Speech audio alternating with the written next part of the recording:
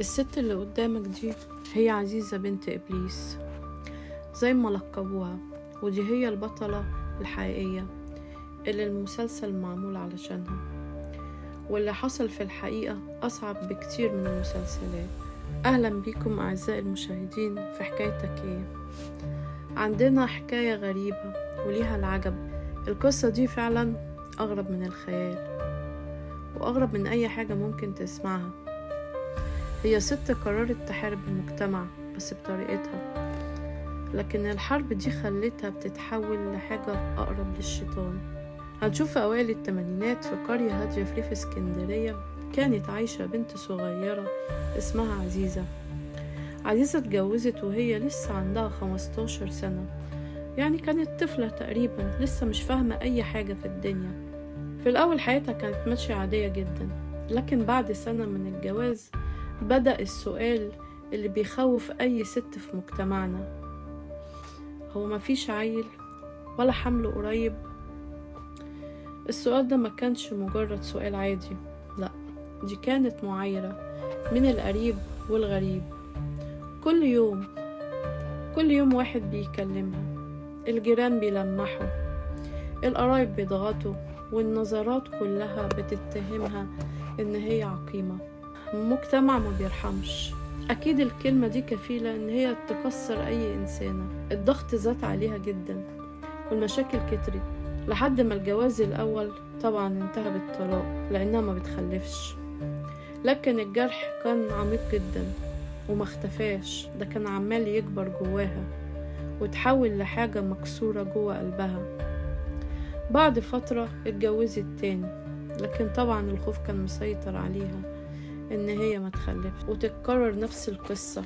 كانت خايفة من الناس، خايفة الناس يقعدوا يبصوا لها نفس النظرات ويعايروها من تاني.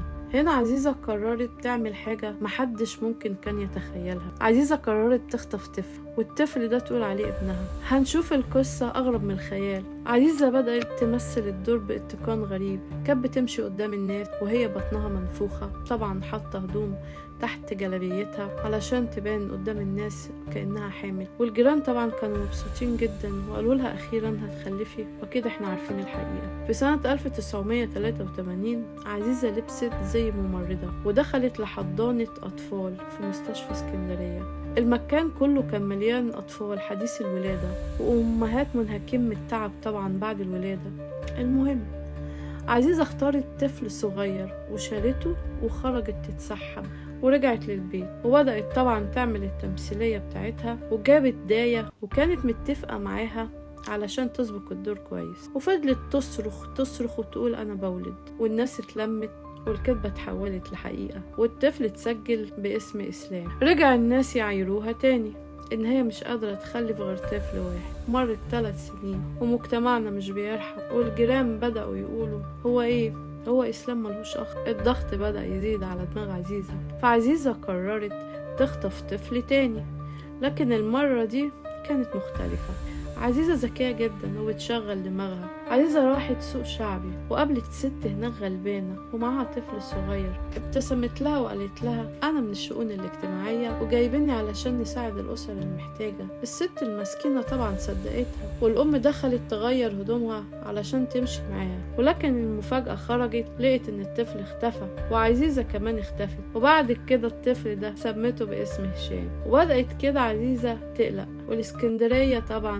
اسكندرية طبعا بقت خطر عليها، فقررت ان هي تسيب اسكندرية كلها وتهرب. راحت فين عزيزة؟ راحت العريش، لكن الشيطان كان جواها موقفش. في مستشفى هناك قررت تعمل نفس الخطة، وقربت من أم معاها طفل رضيع وقالت لها بنفس الثقة أنا من الشؤون الاجتماعية. والأم صدقت وخدت الطفل واختفت. والطفل ده اتسجل باسم محمد وبقى الابن الثالث لعزيزة بالورق. 3 أطفال ولا واحد منهم كان ابنها الحقيقي، لكن الكذبة كانت مات. وبعد سنين حصل ما كانش حاجة في حسبان عزيزة أبدا، إن في جارة قديمة ليها من اسكندرية اسمها شمعة نقلت في العريش. شوفوا الصدف الغريبة، في نفس المنطقة اللي فيها عزيزة. طبعا شمعة كانت عارفة حقيقة عزيزة وعارفة إنها عقيمة وما بتخلفش، ولما شافت عندها 3 أطفال اتصدمت والموضوع ما دخلش دماغها وحست إن في حاجة غلط.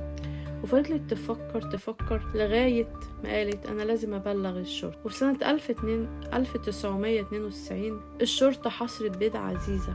وفي سنة 1992 الشرطة حصرت بيت عزيزة وكان معاهم أم الطفل محمد. أول ما شافته صرخت وقالت ده ابني اللي اتخطف. طبعا عزيزة حاولت تنكر وفضل التحقيق متواصل ومش راضية تعترف، لكن بعد انهيار اعترفت بكل حاجة. والأطفال رجعوا لأهاليهم إلا واحد. الأطفال اللي رجعوا محمد وهشام، لكن الكارثة كانت في إسلام الطفل الأول. رفضت إن هي تعترف إن ده مش ابنها. فضلت تعترف لا هو ابنها، لكن الكارثة كانت في الطفل الأول إسلام.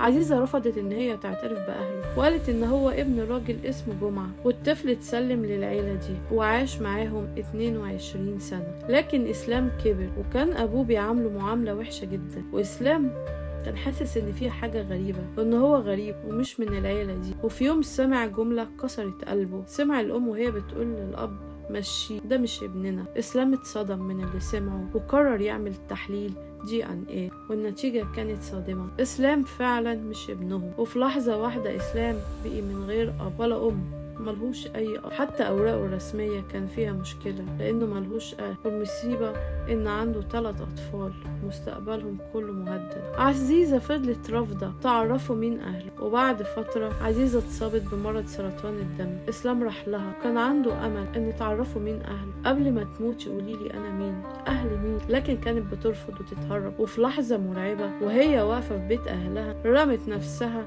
من الدور الخامس. وقبل ما تموت بلحظات إسلام قال لها اعملي حسنة واحدة بس في حياتك وقوليلي أنا بقى مين. قالت له محمد فرج الله محمد، وبعدها ماتت. المشكلة إن الاسم ده ما فاتش إسلام بأي حاجة ومعرفش يوصل لحاجة. وإسلام لحد النهاردة بيدور على أهله الحقيقيين. شاب ضاعت ملامحه، ضاع تاريخه بسبب ست واحدة بنت حياتها كلها بنت حياتها كلها على الكذب.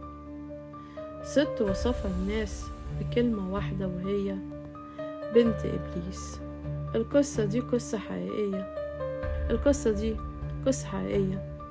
ما تنسوش تعملوا لنا متابعة ولايك، واستنونا في الحلقة الجاية. هنشوف مفاجأة إسلام، يا ترى لقي أهله ولا لأ.